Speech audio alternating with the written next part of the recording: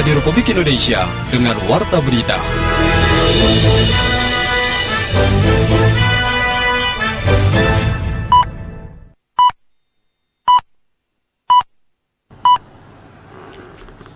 Tanda waktu tepat pukul 6 waktu Indonesia Barat.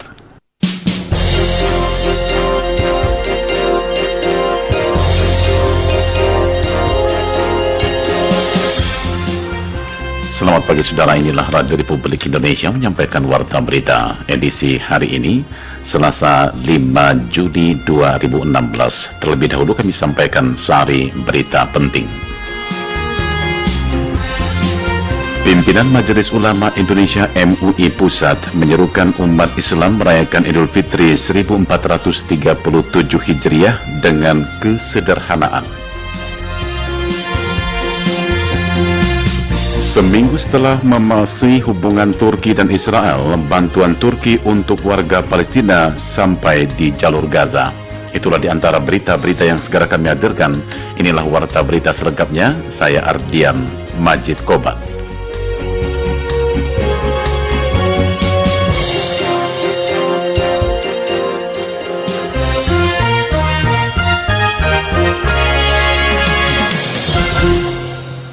Inilah Warta Berita yang pertama. Saudara, Ketua Umum Majelis Ulama Indonesia Ma'ruf Amin mengharapkan umat muslim mengedepankan kesederhanaan atau tidak berlebih-lebihan dalam merayakan Hari Raya Kemenangan Idul Fitri 1437 Hijriah. Saat menghadiri sidang isbat di kantor Kementerian Agama Jakarta, Ma'ruf Amin menjelaskan hal yang lebih penting saat Idul Fitri adalah seorang individu itu kembali kepada kesucian. Puasa yang dijalankan selama 1 bulan pada hakikatnya membawa umat Islam kepada sesuatu yang fitri atau suci. Saat puasa itu melatih kesabaran, kesalehan, sosial, solidaritas sesama, dikembangkan terus dan kebaikannya dijalankan. Ketua Majelis Ulama Indonesia MUI Ma'ruf Amin juga menyatakan pentingnya mempererat tali silaturahmi agar meningkatkan kerukunan umat beragama. Pemerintah menetapkan Idul Fitri 1 Syawal 1437 Hijriah jatuh pada hari Rabu, tanggal 6 Juli 2016. Keputusan ini disampaikan Menteri Agama Lukman Hakim Saifuddin setelah digelar sidang isbat di kantor Kementerian Agama Jakarta Senin malam. Laporan selengkapnya disampaikan reporter Puspita Ayu. Pemerintah melalui Kementerian Agama Senin sore menggelar sidang isbat atau penetapan awal Syawal 1437 Hijriah atau 2016 Masehi. Sidang ini memutuskan bahwa 1 Syawal 1437 Hijriah jatuh pada Rabu mendatang. Menteri Agama Lukman Hakim Saifuddin mengatakan, berdasarkan laporan dari tim Ruqyat di seluruh daerah, dikonfirmasi bahwa tidak ada satupun yang dapat melihat hilal. Sedangkan secara hisab, posisi hilal di seluruh wilayah Indonesia diketahui berada di bawah ufuk, sehingga pemerintah memutuskan bulan Ramadan tahun ini diistimalkan atau digenapkan menjadi 30 hari. Seluruh provinsi selain Sumatera Barat dan Aceh, ini karena posisinya berada di barat, tidak ada satupun yang melihat hilal. Jadi mengkonfirmasi apa yang tadi dipaparkan berdasarkan hitungan kita. Dengan demikian, karena tidak ada satupun yang melihat hilal, dan karena memang posisinya memang di bawah ufuk, maka sebagaimana lazimnya, sebagaimana ketentuannya, maka bulan Ramadan yang sedang kita jalani sekarang ini diistiqmalkan dimaksimalkan, disempurnakan, digenapkan menjadi 30 hari. Dengan demikian, maka besok dari Selasa kita masih berpuasa karena Ramadan ini menjadi 30 hari, besok masih 30 Ramadan, sehingga 1 Syawal itu jatuh pada lusa hari Rabu tanggal 6 Juli tahun 2016. Sementara itu, Menteri Agama menjelaskan, meski hasil hisab menunjukkan bahwa hilal berada di bawah ufuk, namun ruqyat tetap perlu dilakukan. Sebab selain merupakan sunnah Rasul, ruqyat juga merupakan cara konfirmasi atas informasi yang diperoleh melalui mekanisme hisab. Sehubungan dengan itu, Menteri Agama berpendapat bahwa menggelar sidang isbat pada saat hilal yang secara hisab informasi berada di bawah ufuk bukanlah hal yang sia-sia.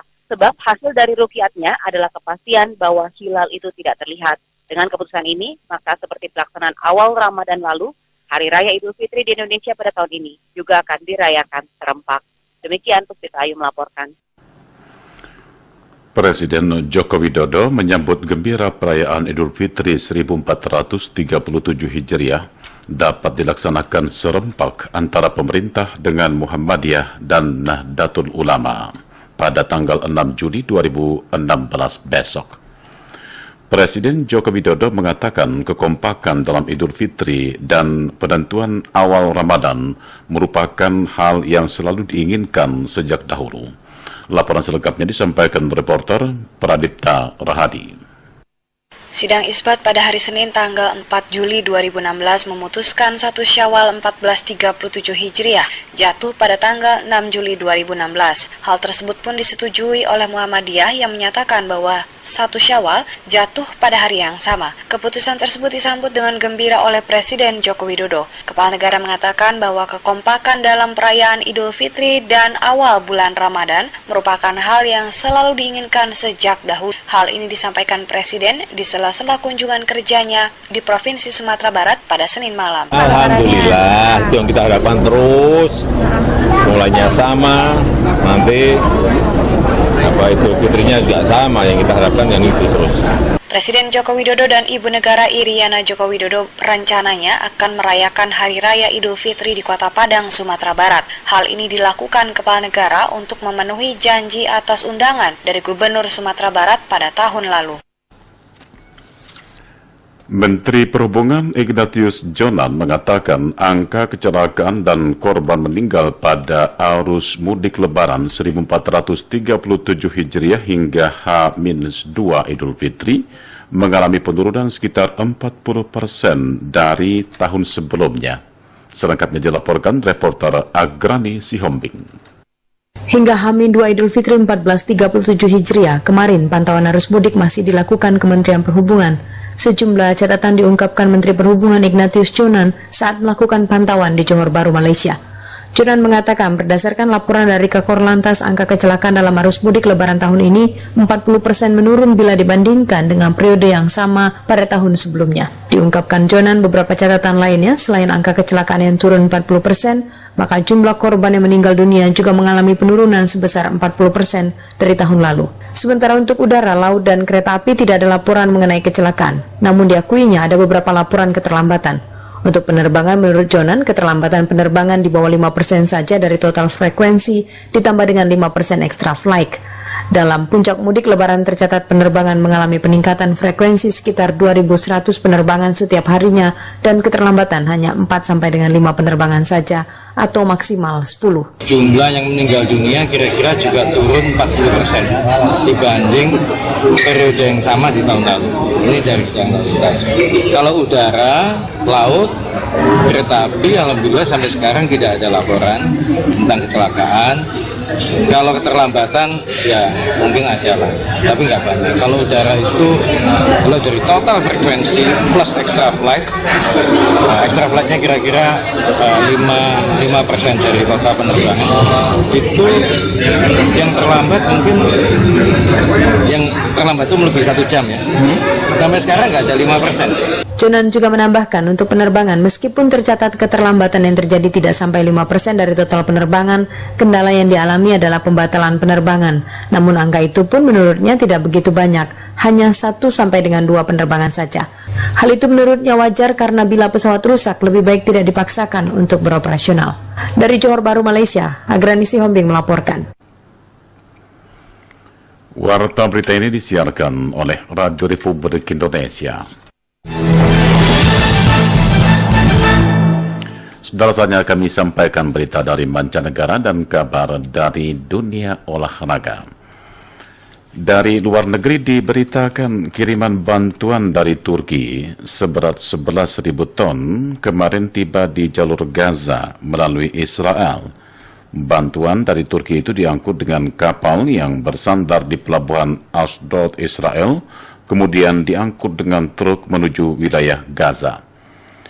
Di bawah pengawasan organisasi masyarakat Bulan Sabit Merah Turki, konvoi pertama 500 truk yang mengangkut bantuan kemarin memasuki wilayah jalur Gaza yang dikuasai kelompok Hamas. Ketua Bulan Sabit Merah Turki di jalur Gaza, Karim Kinik, mengatakan bantuan ini kiriman pertama setelah Turki dan Israel membuat perjanjian. Turki menyatakan akan terus menyediakan bantuan bagi rakyat Palestina di jalur Gaza yang sangat menderita akibat blokade oleh militer Israel. Dari dunia olahraga, petenis putra Roger Federer dan petenis putri Serena Williams melangkah ke babak perempat final turnamen tenis Wimbledon 2016 di All England Lawn Tennis and Croquet tadi malam. Sementara itu, para pebulu tangkis Indonesia yang sedang dipersiapkan menuju Olimpiade saat ini masih terus meningkatkan latihan fisik secara intensif menjelang keberangkatan ke Rio de Janeiro, Brazil. Selengkapnya terangkum dalam Spektra Olahraga RRI pagi ini disampaikan Danang Sundoro.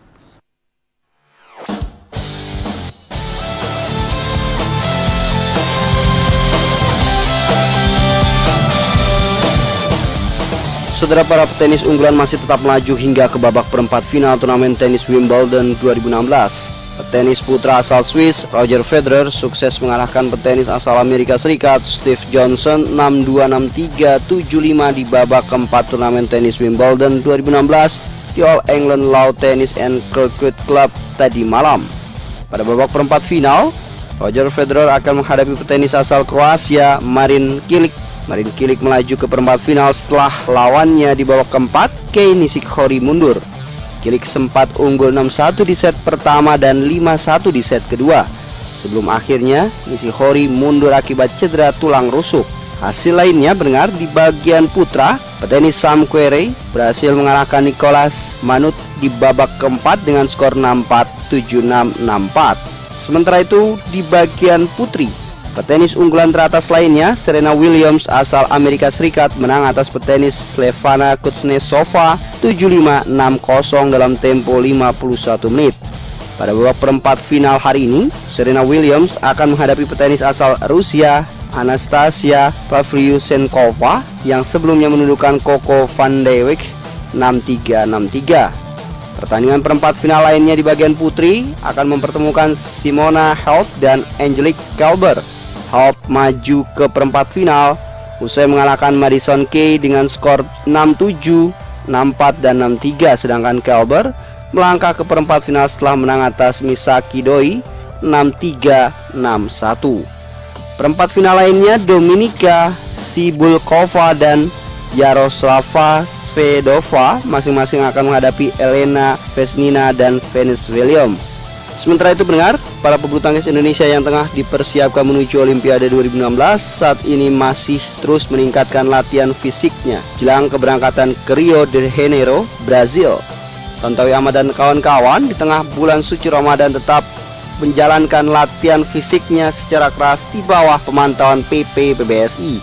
Kasubit Humas dan Sosial Media PP PBSI Yuni Kartika kepada RRI mengatakan, sebelum tampil di Olimpiade Brazil, Mereka akan menjalani training center di Kudus, selanjutnya bertolak ke Sao Paulo untuk beradaptasi dan Rio de Janeiro, Brazil untuk tampil mengukir prestasi. Sekarang sedang digojlok untuk persiapan Olimpiade pastinya. Yang digarisbawahi oleh Reksi adalah kondisi fisik, di mana sekarang kita lagi berusaha untuk mengoptimalkan kondisi fisik mereka. Dan nanti paling menjelang 2-3 minggu sebelum berangkat pasti sudah banyak lebih kepada teknis dan juga rotasi permainan. Kalau ganda lebih mempelajari strategi lawan, dan kita akan ada yang namanya ke Kudus ya untuk mengadakan training camp tanggal 11 sampai 16 Juli. Mereka pulang dulu ke Jakarta. Lalu tanggal 27 Juli mereka akan berangkat ke Sao Paulo untuk latihan terlebih dahulu sebelum mereka pindah lagi ke Rio de Janeiro. Tercatat 10 pebulu tangkis Indonesia yang telah mengamankan tiket ke Olimpiade Brazil nantinya ditargetkan harus mampu meraih 2 keping emas. PPBSI memprediksikan sektor ganda putra dan ganda campuran masih menjadi andalan Indonesia meraih emas Olimpiade. Dalam rangka menjaga tradisi raihan emas pada multi-event tersebut bulan Agustus mendatang di Brazil. Demikian pendengar Spektra Olahraga hari ini bersama saya Danang Sundoro.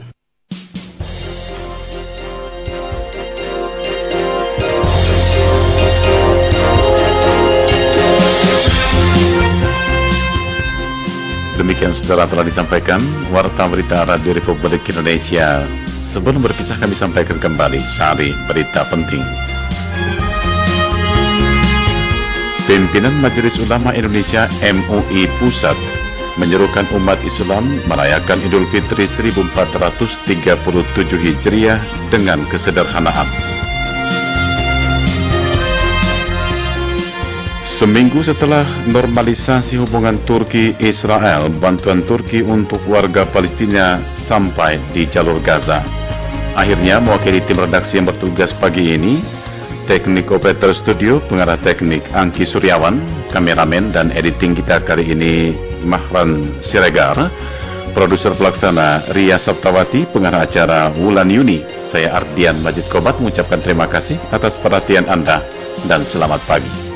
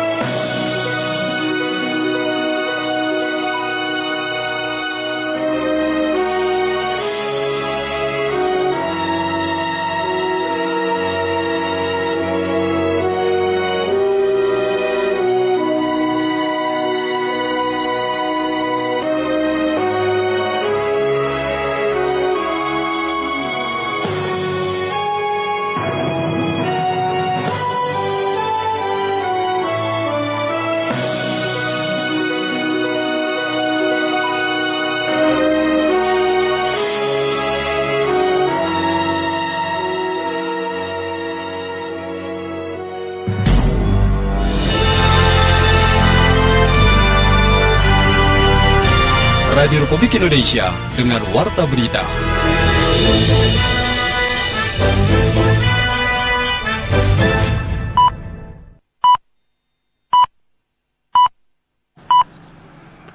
Tanda waktu tepat pukul 7 waktu Indonesia Barat.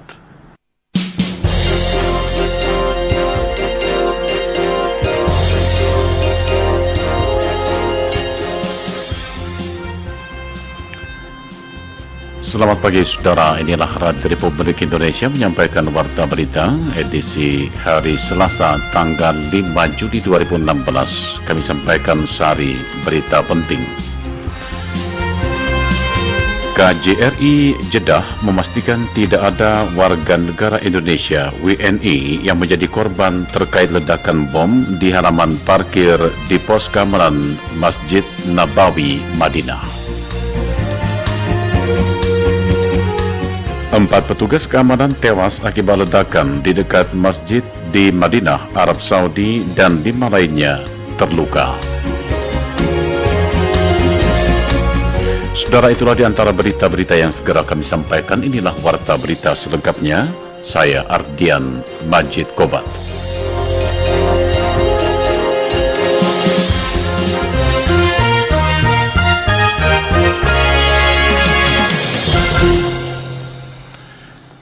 KJRI Jeddah memastikan tidak ada warga negara Indonesia WNI yang menjadi korban terkait ledakan bom di halaman parkir di pos keamanan Masjid Nabawi, Madinah. Ledakan terjadi saat maghrib ketika umat Islam sedang berbuka puasa. Pelaksana fungsi konsuler KJRI Jeddah, Fadri Ahmad Bahmid, menegaskan bom tersebut terjadi di luar Masjid Nabawi di bagian belakang, jaraknya 400-500 meter dari Masjid Nabawi. Fadli mengaku belum mendapatkan informasi lebih lengkap mengenai jenis bom yang diledakkan para pelaku. Televisi Al-Arabiya melaporkan korban tewas dari peristiwa ini adalah 3 orang pelaku bom bunuh diri dan 2 petugas keamanan. Kementerian Dalam Negeri Arab Saudi seperti dilansir AFP hari ini menambahkan selain 4 orang pasukan keamanan tewas, 5 orang pasukan keamanan lainnya menjadi korban luka-luka. Seluruh korban adalah anggota pasukan darurat khusus Arab Saudi yang dijalankan oleh Kementerian Dalam Negeri.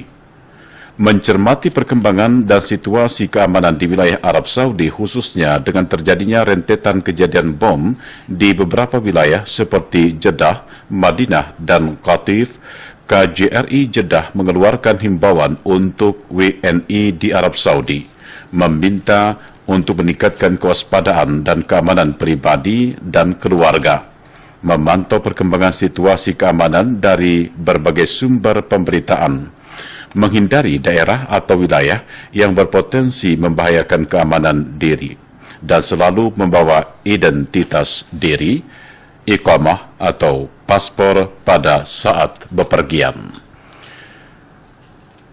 Ulama Indonesia mengutuk bom bunuh diri yang dilakukan di pos keamanan di dekat Masjid Nabawi, Madinah. Ketua Komisi Dakwah Majelis Ulama Indonesia Pusat, Khalil Nafis, hari ini mengatakan bom bunuh diri itu jelas melukai umat Islam karena telah memakan korban jiwa orang yang tidak berdosa dan mengganggu khidmat orang yang sedang berpuasa. Menteri Luar Negeri Republik Indonesia Retno Marsudi menyatakan bahwa tidak ada WNI warga negara Indonesia yang menjadi korban dalam peristiwa ini. Pihak Kementerian Luar Negeri sendiri mengimbau agar para WNI di Arab Saudi lebih berhati-hati dan menghindari daerah yang berpotensi membahayakan keamanan diri sendiri. Pemerintah akan terus berupaya untuk menyelesaikan pembangunan jalan tol dari Brebes hingga Semarang untuk menghindari kemacetan yang terjadi pada puncak arus mudik Lebaran. Presiden Joko Widodo dengan tersambungnya tol Brebes hingga Semarang merupakan jalan untuk mengurangi kemacetan panjang di musim mudik Lebaran. Laporan selengkapnya disampaikan Pradipta Rahadi.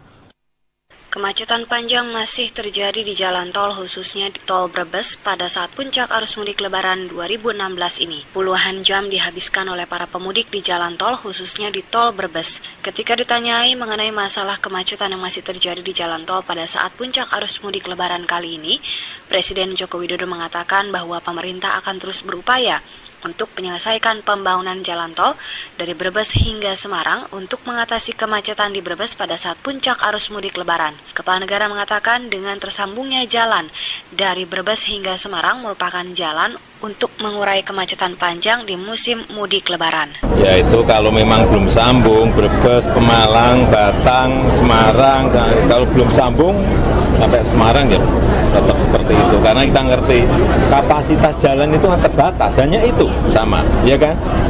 Kemudian mobil yang datang 1 juta lebih di Pantura itu, 1 juta lebih. Jurusnya apa?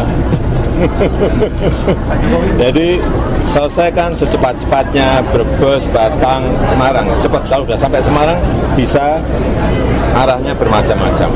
Seperti diberitakan sebelumnya, pemerintah terus melakukan pembangunan infrastruktur seperti perluasan bandara dan pembangunan jalan tol bukan hanya untuk menghadapi musim mudik Lebaran, namun juga untuk memudahkan pergerakan masyarakat dan pengiriman barang. Upaya ini dilakukan pemerintah untuk mengurangi beban biaya logistik yang selama ini cukup tinggi di Indonesia.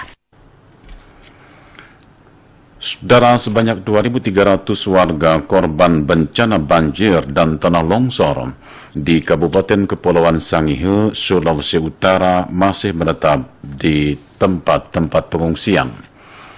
Kepala Badan Penanggulangan Bencana Daerah Kabupaten Kepulauan Sangihe, Rience Tamboto di Manado, mengatakan warga diantaranya mengungsi di bangunan pemerintah dan fasilitas swasta serta gereja. Untuk saat ini kebutuhan pangan masih bisa terpenuhi. Ada juga bantuan yang disalurkan dari para donatur dan diberikan langsung kepada para korban.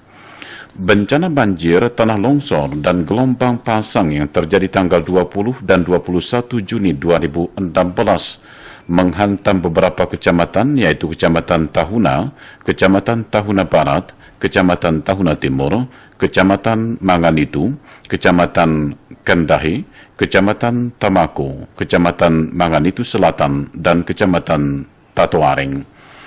Bencana ini mengakibatkan 5 orang meninggal dunia, 4 orang dinyatakan hilang, dan 3 orang mengalami luka berat. Saatnya kami sampaikan informasi arus mudik 2016. Info arus mudik Lebaran 1437 Hijriah. Lebaran bersama RRI. Kita awali laporan arus mudik pagi ini dari pintu tol Brebes Timur, tersambung dengan reporter Raditya. Silakan. Ya, baik, terima kasih. Pendengar, saya Radit, dan untuk kesempatan pagi hari ini cerah di exit tol Brebes Timur atau Brexit ya. Dan di exit tol Brebes Timur atau Brexit kali ini dapat saya informasikan untuk antrian kendaraan di exit tol Brebes Timur ini cukup panjang dari pintu exit tol, dari pintu exit tol sampai dengan gerbang, sampai dengan toll gate ini cukup panjang, kurang lebih 1,5 kilometer ya, 1,5 kilometer untuk menunggu giliran sistem buka tutup yang diterapkan oleh Salantas Polres Brebes. Sementara itu untuk antrian dari toll gate ke belakang sana menuju ke arah selatan sebelum toll gate, antrian sebelum toll gate ada sekitar 50 meter sebelum toll gate dan 1 kilometer setelah toll gate menuju ke arah Pantura. Sementara itu untuk sistem buka tutup diberlakukan yang mengakibatkan hal ini adalah berdampak kepada antrian juga terjadi di wilayah Pantura. Selain crossing dari arus lalu lintas yang arus mudik yang keluar dari exit tol Brebes Timur, kemacetan atau antrian kendaraan juga diakibatkan oleh antrian para pemudik yang mengantri untuk mendapatkan bahan bakar. Dengan bahan bakar yang minim, stok mencukupi, akan tetapi volume kendaraan cukup banyak, akhirnya dari pom bensin hanya memberi jatah 200.000 per mobil. Begitu juga dengan kendaraan bermotor. Banyak warga sekitar yang merasa kecewa dengan adanya dibatasi hal tersebut karena tidak bisa membeli dalam bentuk jerigen untuk persiapan pada saat Lebaran nanti. Akan tetapi hal tersebut dimaklumkan untuk saling berbagi kepada para pemudik yang membutuhkan bahan bakar minyak atau BBM ini. Ada premium, Pertamax, solar, semuanya masih tersedia, stok juga masih bisa dikatakan tercukupi, akan tetapi untuk membagi perlu adanya pembatasan seperti itu. Kemudian untuk perbatasan Brebes Tegal kami informasikan juga cukup cerah dan juga arus ramai dan lancar. Para petugas dari malam sampai dengan sekarang masih tetap terus bekerja untuk mengamankan jalannya arus mudik. Dan untuk informasi bagi para pemudik yang melintas jalur Pantura, tetap berhati-hati, jangan lupa untuk mempersiapkan bahan bakar Anda, bahan bakar minyak Anda, BBM. Jadi ketika berada di pom bensin tidak mengantri, karena ada jalur yang dipisahkan antara yang mau mengantri BBM dan juga yang mau langsung melaju. Baik, demikian yang dapat kami informasikan. Saya Radit melaporkan langsung dari exit tol Brebes Timur atau Brexit. Kita langsung kembali ke studio. Bagaimana pantauan pagi ini di kawasan Aji Barang? Supriyanto Wasdi melaporkan dari Aji Barang. Silakan. Baik, jalur mudik Lebaran Idul Fitri 2016 melalui jalur tengah dari arah Brebes Bumiayu dan memasuki pantauan RRI di Jembatan Timbang dari mulai jam 6 pagi hingga saat ini melaporkan tetap lancar, tidak terjadi antrian panjang, tidak seperti pada hari Sabtu Minggu lalu jalur tengah padat merayap. Berdasarkan pantauan yang dilakukan di jalur tengah, ada 2 kecelakaan, yakni sepeda motor bernomor polisi B6141 ZDR milik pengemudi Supardi yang mudik bersama Titik dengan tujuan Purbalingga dan Kebumen, masuk terprosok ke parit di Desa Jatisari, Kecamatan Pekuncen karena ngantuk. Kendaraan mikro masuk ke selokan di jalur Cilongo. Kecelakaan tersebut tidak menimbulkan korban jiwa. Kepada pemudik, pengendara kendaraan sepeda motor, kendaraan pribadi, kalau sudah merasa lelah, jangan dipaksakan. Lebih baik istirahat sejenak. Apabila sudah fresh, bisa melanjutkan perjalanannya. Sementara kendaraan yang melintasi di jalur tengah yang dipantau di posko RRI Jembatan Timbang, kendaraan didominasi sepeda motor, sebagian kendaraan pribadi roda 4. Untuk jalur selatan melewati Wangun dari arah Bandung maupun dari arah Aji Barang, puncaknya hari Sabtu Minggu, sehingga sepanjang 15 km dari arah Wangun hingga Rawalo macet total. Tetapi saat ini melaporkan baik pemudik yang melintasi daerah Aji Barang dan Wangun lancar. Sementara cuaca di Aji Barang dan sekitarnya cuaca cerah dan kemungkinan matahari menyari dengan leluasa sehingga para pemudik bila capek istirahat sehingga nanti bisa bertemu dengan keluarga di kampung halamannya. Supriyanto Wasdi melaporkan dari Aji Barang dan kembali ke Pro 3 RRI. Kita menuju kawasan Sumpiuh. Reporter Supriyanto Suparjo melaporkan dari Sumpiuh. Silakan. Baik, pendengar, satu hari menjelang Lebaran, arus kendaraan pemudik, baik mobil pribadi maupun roda 2 yang memasuki jalur selatan di Kabupaten Banyumas, Jawa Tengah, hingga pagi hari ini masih ramai lancar, dan kami pantau sudah menurun dibanding H-2 kemarin. Dari pantauan pos lantas di Simpang Buntu di H-1, puncak keramaian lalu lintas terjadi pada pukul 1 sampai dengan 2 dini hari pagi tadi sampai dengan menjelang sahur, baik untuk pemudik yang bersepeda motor maupun mobil pribadi, khusus dari arah Wangun, Jatilawang, Rawalo sampai dengan Kebutu.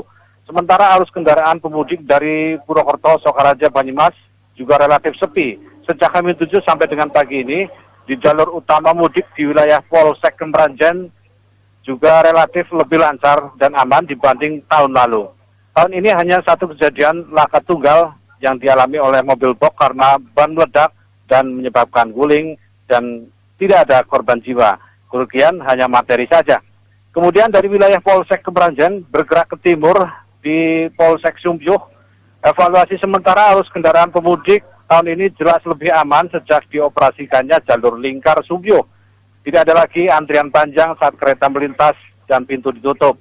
Sejak H-7 sampai dengan pagi ini, hanya ada beberapa kejadian laka lantas dan tadi malam sekitar pukul 21 waktu Indonesia Barat di sebelah barat SPBU Sumbyo antara pemudik sepeda motor dengan bus itu hanya lecet luka sedikit, tidak sampai menimbulkan korban jiwa. Dan sekitar pukul 3 dini hari pagi tadi di Desa Gumelar Lor, Kecamatan Tambak, ini di wilayah jalur lingkar, mobil Kijang pemudik dari Bandung dengan nomor D1186AI diduga sopir lelah dan mengantuk sehingga terperosok. Ini juga hanya kerusakan sedikit mobil. Pasar Sumbyo sementara selama arus mudik Lebaran tahun ini tidak lagi dilalui pemudik sehingga tidak semerawut dibanding tahun-tahun sebelumnya karena kendaraan pemudik maupun kendaraan lokal dari arah barat tidak lagi melewati Pasar Sumbyo sehingga relatif lebih tertib dan aman. Dan arus lalu lintas pagi ini pun sepi, kecepatan kendaraan melaju dengan 60 sampai dengan 80 per kilometer per jam langsung dari arah barat memasuki jalur lingkar sehingga tidak ada lagi hambatan. Sementara aparat kepolisian juga lebih santai mengawasi arus lalu lintas di sini. Demikian gambaran terakhir, Subiranto Suparto melaporkan langsung dari Sumbyo, kembali ke Jakarta. Kita menuju Wates Yogyakarta, reporter Wuri Damaryanti Suparjo di sana. Wuri. Iya, terima kasih. Selamat pagi pendengar. Saat ini saya berada di Wates Kulon Progo Yogyakarta, ruas utama jalur utama Selatan Jawa. Pada pagi hari ini arus lalu lintas cukup lengang dibandingkan hari-hari sebelumnya.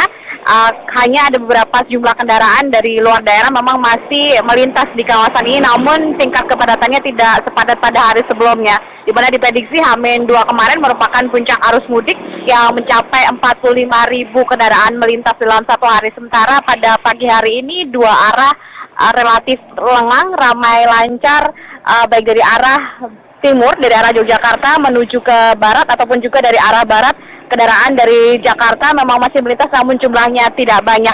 Dan pendengar di ruas utama jalur Selatan Jawa, Jogja Purworejo ini memang masyarakat terus diimbau untuk berhati-hati karena sejumlah titik jalan yang memang rawan terjadinya kecelakaan lalu lintas akibat dari pengguna kendaraan itu sendiri dikarenakan kondisi jalan yang sebenarnya sudah bagus, lurus dan lebar, namun kemudian justru menjadi kesempatan para pengguna kendaraan ini untuk memacu kendaraan dalam kecepatan tinggi, padahal banyak simpangan-simpangan kecil sehingga dapat menimbulkan kecelakaan lalu lintas, sehingga masyarakat yang melalui jalur utama Selatan Jawa, khusus di ruas wilayah daerah istimewa Yogyakarta untuk terus berhati-hati agar tidak terjadi kecelakaan lalu lintas. Guna menghindari kepadatan arus lalu lintas yang biasanya terjadi di kota Yogyakarta, mulai dari adanya pasar tumpah di kawasan Gamping yang juga merupakan ruas utama Jalan Jogja Purworejo ini, masyarakat bisa dari arah barat bisa menggunakan jalur alternatif selatan-selatan atau jalur Dendles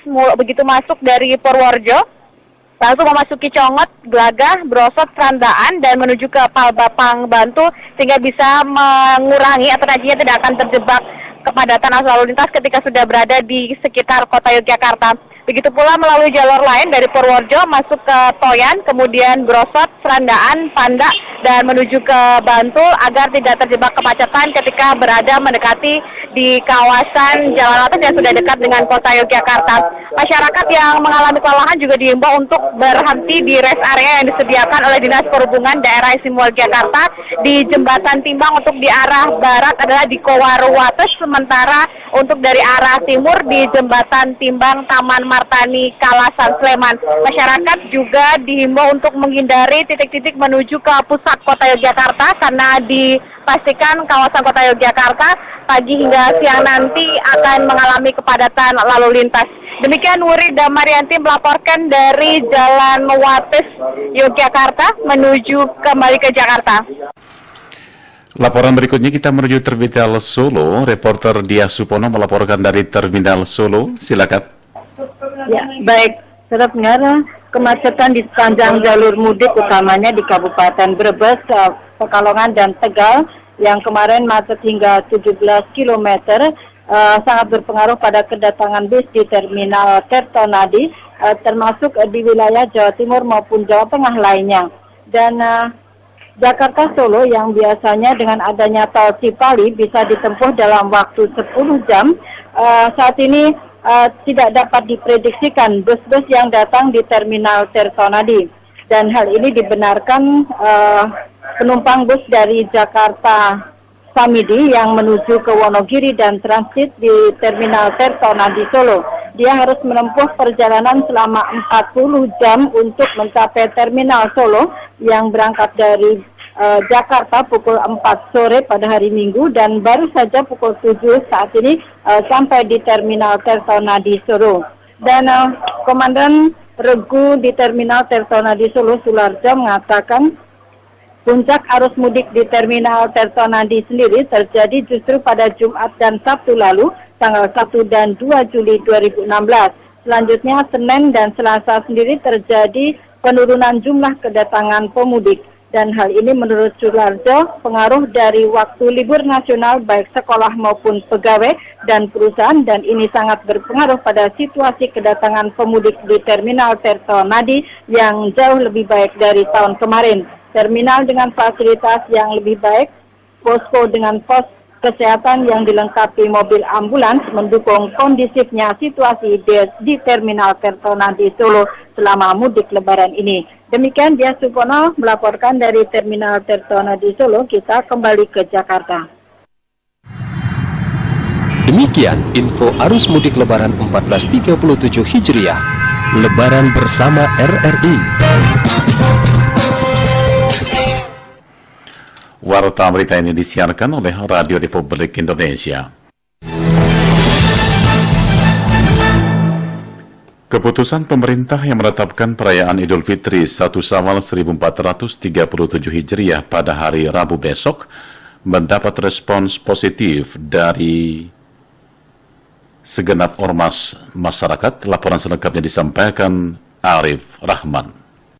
Dengan demikian, maka besok hari Selasa kita masih berpuasa karena Ramadan ini menjadi 30 hari, besok masih 30 Ramadan, sehingga 1 Syawal itu jatuh pada lusa hari Rabu tanggal 6 Juli tahun 2016. Inilah pernyataan Menteri Agama Lukman Hakim Saifuddin pada sidang Itsbat penetapan 1 Syawal 1437 Hijriah kemarin malam.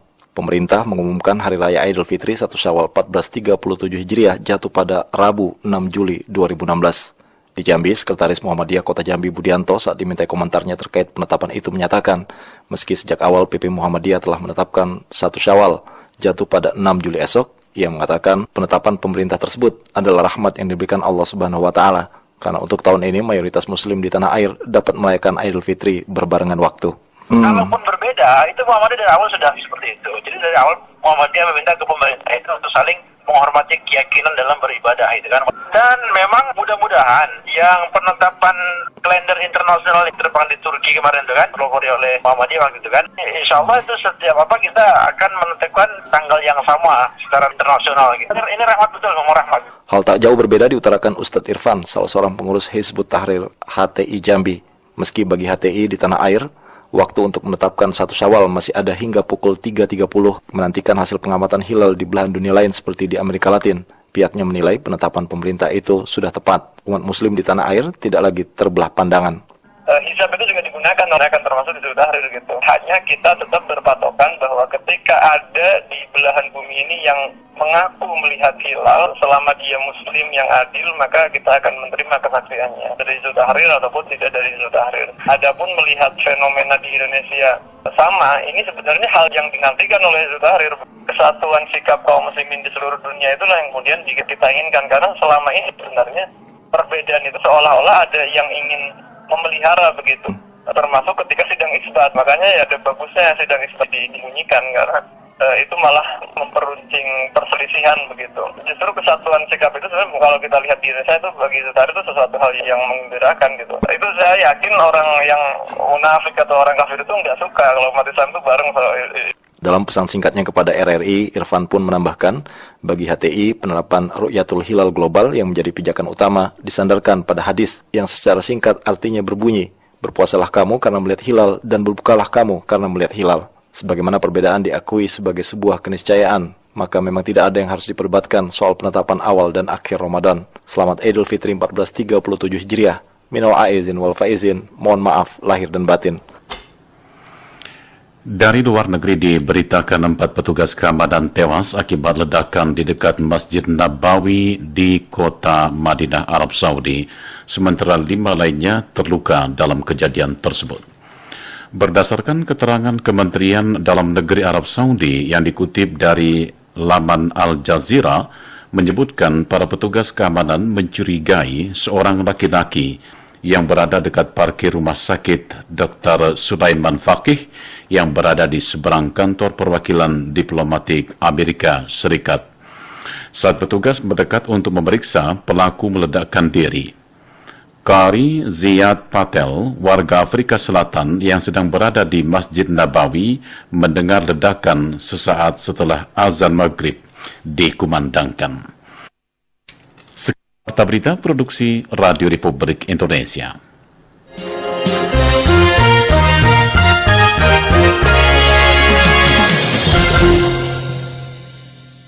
Indonesia tanah air beta, pusaka abadi nan jaya. Indonesia sejak dulu kala selalu dipuja-puja bangsa. Di sana tempat lahir beta, dibuai dibesarkan bunda, tempat berlindung di hari tua, sampai akhir menutup mata.